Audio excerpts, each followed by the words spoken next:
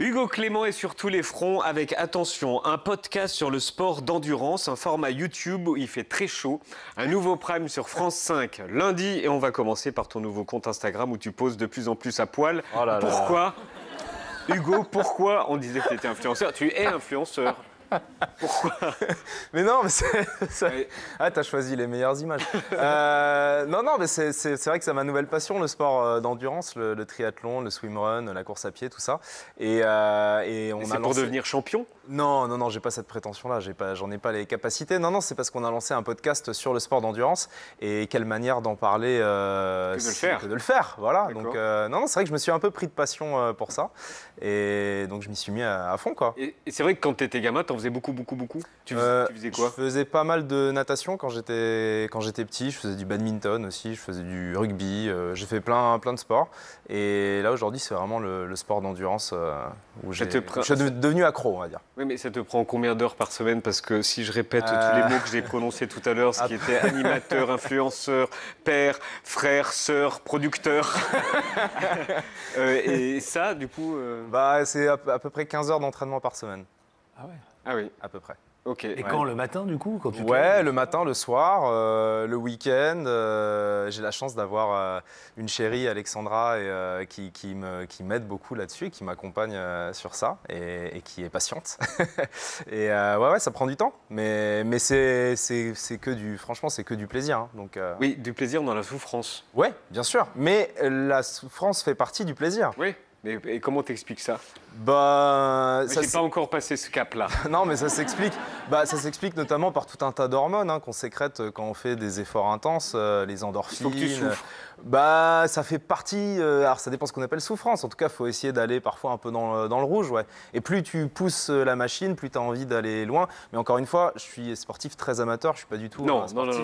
Non. Si, non, mais si, vraiment. Non, vraiment, parce que les gens, les sportifs pros qui vont regarder ça, ils vont dire Non, pour mais qui il se prend, pas le pro. mec. Je suis amateur, vraiment très amateur. Non, je sais pas te le dire d'ailleurs, mais c'est vrai qu'il y a quelques petits trucs dans la foulée. On te regarde un peu de haut, là. Mais tu cours, toi, non? Oui, mais bon, je souffre pas, si tu veux. J'arrête avant de souffrir. Alors, plus sérieusement, lundi, tu présentes un nouveau numéro de Sur le Front, c'est sur France 5. Ouais. Le titre est Livret A, Assurance Vie, où va notre argent? Et on se dit, tiens, il travaille à Capital sur M6, Hugo Clément. Alors que pas du tout. Non, mais c'est un sujet en fait qui est complètement lié à l'environnement. On s'est demandé ce que faisaient les banques de l'argent qu'on leur confiait. Si on met 100 balles à une banque. Alors, ça dépend où. Sur un livret A. Sur un livret A. Bon, déjà, on a quasiment tous des livrets A. C'est 55 millions de Français qui ont des livrets A, donc c'est quasiment tout le monde. Sur 100 € que vous mettez sur un livret A, il y en a 40 € qui sont gardés par la banque et qui sont investis notamment dans des PME, des petites et moyennes entreprises. Donc ça peut être n'importe quoi. Ils sont obligés? Comment ça, Les banques, elles sont obligées de le faire? Non, elles ne sont pas obligées, mais c'est pour créer de la valeur. Donc, Ouais. elles investissent, ça peut être une station-service, une boulangerie, enfin, peu importe. Et puis après, il y a 60 € sur les 100 € que vous mettez sur le livret A qui sont gérés par la Caisse des dépôts et consignations, qui est une banque publique, et qui, elle, va investir cet argent. C'est plus la banque privée qu'on connaît comme le Crédit Agricole ou... C'est une banque publique, ouais, c'est un organisme public. C'est un organisme public. Qui va investir de l'argent. Alors, elle va notamment mettre de l'argent pour les logements sociaux, à peu près 26 € sur les 60 € que vous lui confiez. Et puis, elle va mettre beaucoup d'argent, 28 € sur les 60 €, dans ce qu'on appelle des obligations. Donc, des obligations soit d'État, soit de grandes entreprises, notamment du CAC 40. Et on va retrouver dans cette liste d'investissement de la Caisse des dépôts des entreprises comme Veolia, Pernod Ricard, Engie, Saint-Gobain, etc. Donc une partie de l'argent qui est sur les livrets A est investi dans des grandes entreprises du CAC 40 et évidemment pas toujours dans des grandes entreprises qui sont vertueuses sur l'aspect environnemental. Et surtout, c'est très opaque. C'est-à-dire que nous, pendant cette enquête, on a demandé à la Caisse des dépôts et des consignations de nous donner la liste précise des investissements, alors que c'est public, et c'est silence radio. C'est-à-dire que c'est impossible de savoir précisément où va notre argent en fait. Ça dépend finalement. de qui, la Caisse des dépôts? Ça dépend de l'État. Bercy? Oui, de Bercy. C'est un organisme public et c'est l'argent des Français. Donc ça paraît quand même un peu dingue de ne pas pouvoir savoir précisément où va notre argent. Et moi, je ne savais pas du tout ça. J'ai aussi un livret de développement durable. Vous avez peut-être ça. Il y a livret A, livret développement durable. Quand on a un livret développement durable, on pense que c'est durable, quoi. Voilà. Alors qu'en fait, c'est exactement la même chose que le livret A. C'est juste le nom qui change. C'est exactement pareil. Est-ce qu'on peut voir... Alors, on va voir l'extrait dans le doc. Tu es parti dans une forêt en Bretagne qui appartient à la Caisse des dépôts et consignations. On regarde un extrait. Elle a l'air immense cette forêt. Ouais, c'est plus de 3000 hectares. Forêt privée, mais qui appartient à l'État, via la Caisse des dépôts. Donc il y a de la chasse dans cette forêt? Très régulièrement, il y a des chasses à courre dans cette forêt. Il y a des chasses à courre dans cette forêt de la Caisse des dépôts? Ils postent régulièrement, ils sont très fiers de leur pratique. Dans la chasse à courre, l'animal n'est pas tué sur le coup. Ah ouais, là on voit bien les meutes de chiens. On l'épuise pendant des heures. Ces images là, c'est ici, hein, c'est dans cette forêt. C'est ici, c'est un peu plus loin, ils ont un point de rencontre. En fait, c'est une des manières pour la Caisse des dépôts de faire de l'argent avec la forêt dont elle est propriétaire. C'est qu'elle elle loue la forêt aux chasseurs à courre. Donc on a une banque Ils savent publique. ce qui se passe Qui ça, il à la Banque des dépôts, la Caisse des dépôts. Ah bah oui, enfin en tout cas, c'est eux qui font les contrats de location avec les chasseurs à courre. Donc ça leur appartient et ils mettent cette forêt à disposition en échange d'argent.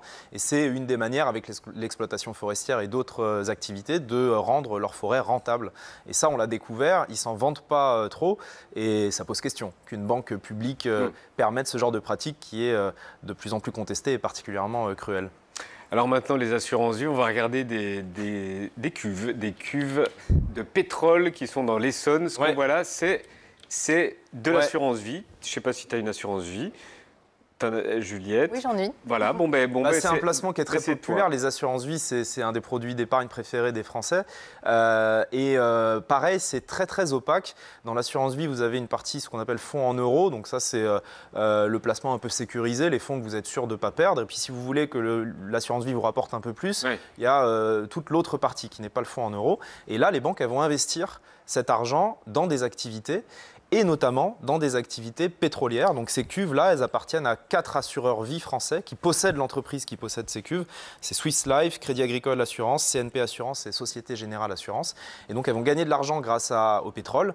Et cet argent elles se sont mis d'accord. En fait, elles ont acheté une entreprise. C'est des assureurs vie qui ont acheté une entreprise qui possède ces cuves. Et la rentabilité de ce pétrole va permettre de rémunérer les assurances vie et donc, au final, les épargnants. Mais ce qui est très frappant avec les assurances vie, c'est qu'on le montre dans le documentaire, même quand vous demandez à votre banque d'avoir une assurance vie où il n'y a pas d'investissement dans le pétrole. Alors, c'est ce que j'allais dire. Est-ce que c'est possible d'épargner de l'argent en étant éthique? Oui, alors vous pouvez demander aux assurances vie. Vous pouvez demander à ne pas être dans le pétrole. Vous pouvez demander à votre banquier de ne pas avoir d'investissement dans le pétrole. Mais on a montré dans l'émission, il peut y avoir autre chose, avec un cas particulier, que en fait, quelqu'un qui avait demandé une assurance vie sans pétrole, en fouillant un peu, on s'est rendu compte qu'il était dans quasiment tous les gros pétroliers américains sans le savoir. Parce que c'est des fonds dans des fonds, c'est des poupées russes en fait, si vous voulez. Donc c'est très dur d'avoir une traçabilité. La banque en question, c'était LCL. Elle confie ça à un prestataire qui s'appelle Amundi, qui lui-même va investir dans des fonds, qui eux-mêmes vont investir dans d'autres fonds, qui contiennent d'autres fonds. Et vous enlevez les poupées russes et à la fin, vous trouvez du pétrole un peu partout. Où la poupée russe arrive autre part que dans le pétrole. Oui, il y a des moyens de le faire. Il y a des assureurs vie, notamment la Massif, la Maïf et d'autres assureurs, le Crédit Mutuel Arkea, des assureurs qui nous ont ouvert leurs portes, qui essayent de faire des efforts, de réduire la part du pétrole. C'est très difficile de s'en débarrasser complètement. Il y a un label qui s'appelle le label Greenfin, qui est un label assez restrictif et dans lequel on peut avoir à peu près confiance, mais c'est très compliqué pour résumer. C'est dans quoi, par exemple ça? C'est des fonds qui sont labellisés Greenfin.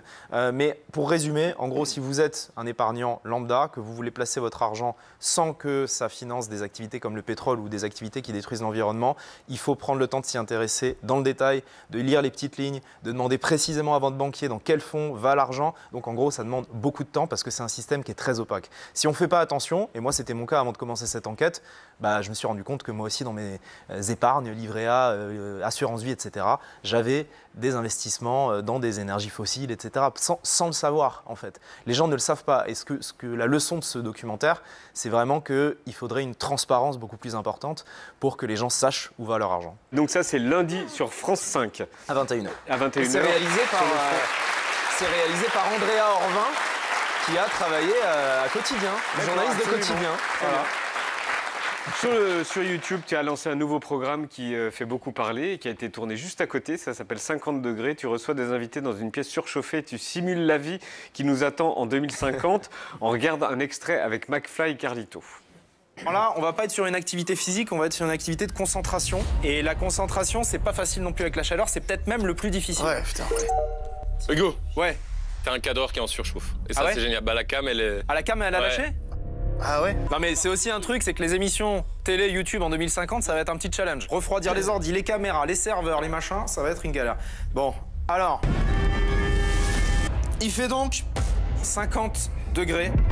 Attends, il fait un petit truc celui-là, le 50. Moi, c'est les lèvres qui commencent à se... Tu sais, à devenir... Pulpeuse et qu'on a envie d'embrasser? Ouais. Et pourquoi il a un déguisement en moumoute alors qu'il fait 50 degrés? Ah, parce qu'il a perdu un, il a perdu un jeu, parce qu'évidemment, l'idée, c'est que ça devienne de plus en plus difficile. Donc, il a passé le palier 50 degrés habillé en ours polaire. Comment s'est passé le tournage? Le tournage, non mais en fait on prend conscience que c'est infernal quoi. C'est super frappant en fait de se rendre compte que c'est une chose de faire un sauna pendant un quart d'heure, de dire ah c'est cool on a sué, on sort, d'aller prendre une douche froide, oui. Mais de passer vraiment une heure et demie à 50 degrés en essayant de réfléchir, de faire du sport, de manger, en fait c'est invivable quoi. Et c'est la conclusion à laquelle ils arrivent à la fin, McFly et Carlito, c'est de se dire c'est une chose de lire des rapports du GIEC. Le cerveau. Ouais, ça attaque le cerveau, on n'arrive plus à se concentrer, on n'arrive plus à réfléchir. Et de le lire dans un rapport du GIEC qui dit attention, il va y avoir des pointes à 50 degrés en France en 2050, bon, on se dit oui, bon, ça va, on tiendra. De le vivre, c'est vraiment différent. Donc on espère recevoir notamment des hommes politiques et des femmes politiques. Tu vas en tourner une deuxième avec des hommes politiques, on va en tourner d'autres, notamment avec des responsables politiques, parce que c'est eux qui prennent les décisions. Ah bah je peux pas le dire pour l'instant, mais tu verras. Tu sens bien qu'en ce moment l'écologie c'est pas ça qui fonctionne à Pourquoi fond. tu dis ça? Bah tu sens bien que tout le monde qu'on est en train de baisser les bras. Après aux États-Unis, il y a un super président qui a été élu, oui. qui fait vraiment tout ce qu'il peut pour défendre ce combat-là, donc il y a quand même de l'espoir. On peut pas dire qu'ici aussi ce soit non plus... Non, ici non, mais ouais, c'est vrai que c'est pas la meilleure période pour l'environnement. En même temps, avant alors on disait... que ça devrait. Ouais, ça devrait, mais en même temps, les phénomènes, ils s'arrêtent pas pour autant. C'est-à-dire que le changement climatique, les fondements de la biodiversité, il s'en fout qu'il y ait Trump ou pas Trump, ça continue en fait. Voilà, donc j'ai l'espoir que ce soit un cycle et que là, on n'en parle pas parce qu'il y a un backlash populiste un peu partout dans le monde et que ce sujet, c'est... T'as l'espoir qu'on en parle en 2027 pour la En tout cas, présidentielle. je place pas l'espoir dans les responsables politiques, je place l'espoir malheureusement dans la réalité de la situation qui fait que quoi qu'il arrive, ça va s'imposer à nous. On va devoir en parler parce qu'on va avoir à faire face à des gros problèmes et qu'on ne pourra pas les ignorer. Voilà. Et quand il y a des catastrophes climatiques majeures, l'écologie revient dans le débat parce qu'elle est là sous nos yeux, quoi. Et c'est malheureux et c'est triste de devoir attendre des catastrophes, des morts, des choses dramatiques pour se saisir de ce sujet-là. Cela dit, si je peux nuancer quand même, certes, il y a des politiques qui attaquent l'écologie, etc. Mais il y a aussi tous les gens sur le terrain, les scientifiques, les ingénieurs, les associatifs qui sont toujours là. Ils n'ont pas disparu. Ces gens, ils continuent à se battre. Les fabricants français de vêtements qui essayent de relocaliser des filières en France pour avoir des vêtements avec un impact carbone plus faible, etc. Ils sont toujours là, ces gens-là. Donc ça tient qu'à nous de les soutenir et de continuer à ne pas les lâcher. On a dit où c'était sur YouTube, on n'a pas dit où c'était sur YouTube. La chaîne YouTube. De quoi? La chaîne YouTube, j'ai pas dit où c'était. C'est sur Vaquita, c'est sur la chaîne YouTube de Vaquita.